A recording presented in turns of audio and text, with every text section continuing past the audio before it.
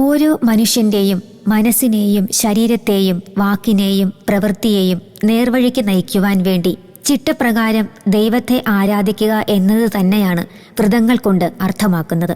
ഹിന്ദു ദൈവ വിശ്വാസങ്ങൾ പ്രകാരം ഓരോ ദൈവത്തെയും പ്രീതിപ്പെടുത്തുവാൻ അനുഷ്ഠിക്കുന്ന ഓരോ വ്രതങ്ങളുണ്ട്. അവയിൽ തന്നെ പ്രധാനമായും സുബ്രഹ്മണ്യ പ്രീതിക്കായി അനുഷ്ഠിക്കുന്ന ഒന്നാണ് ഷഷ്ഠിവ്രതം.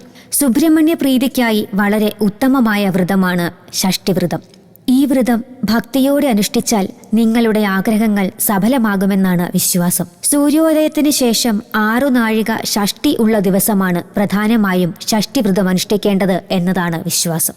വിധിപ്രകാരമുള്ള സുബ്രഹ്മണ്യ പൂജയും ഷഷ്ഠിവ്രതവുമാണ് ഉദ്ദിഷ്ടകാര്യസിദ്ധിക്ക് വേണ്ടി അനുഷ്ഠിക്കേണ്ടത്.